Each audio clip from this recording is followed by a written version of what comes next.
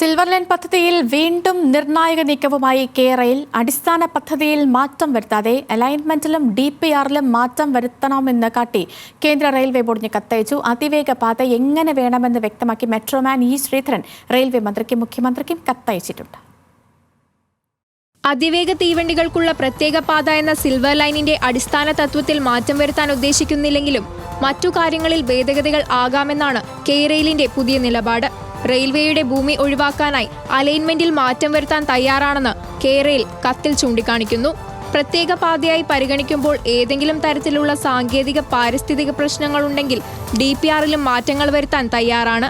ഡിസംബറിൽ നടന്ന ചർച്ചയിൽ റെയിൽവേ മുന്നോട്ടുവെച്ച നിർദ്ദേശങ്ങളുടെ കൂടി അടിസ്ഥാനത്തിലാണ് കെയ്റെയിലിന്റെ പുതിയ നീക്കം.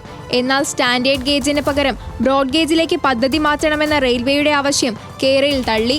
വന്ദേ ഭാരത് ട്രെയിൻ ഓടിക്കാൻ കഴിയും വിധം മാറ്റം വരുത്താനാകില്ലെന്നും റെയിൽവേയെ അറിയിച്ചിട്ടുണ്ട്. പദ്ധതിയെ മുൻപത്തേതിനേക്കാൾ ശക്തമായി എതിർക്കുമെന്ന് കെയ്റെയിൽ വിരുദ്ധ സമിതി വ്യക്തമാക്കി. ഞങ്ങൾക്ക് ഇതിനകത്ത് 100% കോൺഫിഡൻസ് ഉണ്ട്, ആത്മവിശ്വാസമുണ്ട്. ഈ പദ്ധതിയുമായി ഇനി സർക്കാർ വന്നാൽ നേരത്തെ പോലീസിന്റെ മുഴുവൻ അതിക്രമങ്ങളെയും ക്ഷമയോടെ സഹിച്ച ജനമായിരിക്കില്ല ഇനി വരാൻ പോകുന്നത്. പോലീസ് ഒരുപാട് അതിക്രമങ്ങൾ നടത്തിയിട്ടുണ്ട്. ആയിരക്കണക്കിന് ആളുകളുടെ പേരിൽ കള്ളക്കേസുകൾ എടുത്തിട്ടുണ്ട്. ഞാൻ ഉൾപ്പെടെയുള്ള ആളുകൾ ജാമ്യമില്ലാ വകുപ്പ് അനുസരിച്ച് ഞങ്ങളുടെ പേരിൽ കേസെടുത്തിട്ടുണ്ട്. ഞങ്ങൾ ഒരു പ്രതിഷേധവും അതിന്റെ പേരിൽ ഉയർത്തിയിട്ടില്ല.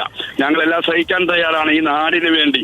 പക്ഷെ ഇനിയും പോലീസിനെയും കൊണ്ടുവന്നാൽ സംഭവിക്കുന്നത് അത്തരമൊരു സാഹചര്യമായിരിക്കില്ല. കാരണം ജനങ്ങളെ നിയന്ത്രിക്കാൻ പറ്റില്ല. സഹികെട്ടിരിക്കുകയാണ് കേരളത്തിലെ ജനങ്ങൾ. അതിവേഗ പാതയെന്ന കേരളത്തിന്റെ ആവശ്യത്തിൽ റെയിൽവേ മുന്നോട്ടുവെച്ച നിർദ്ദേശങ്ങളെ തള്ളി ഇ ശ്രീധരനും കത്തയച്ചു. റെയിൽവേ ബോർഡ് നിർദ്ദേശം പാലിച്ചാൽ റെയിൽവേ സേഫ്റ്റി കമ്മീഷണറുടെ അനുമതി കിട്ടില്ല. ഒട്ടും പ്രൊഫഷണലിസം ഇല്ലാത്ത നിർദ്ദേശങ്ങളാണ് റെയിൽവേ ബോർഡിന്റേതെന്നും റെയിൽവേ മന്ത്രിക്കയച്ച കത്തിൽ ഇ ശ്രീധരൻ ചൂണ്ടിക്കാട്ടുന്നു.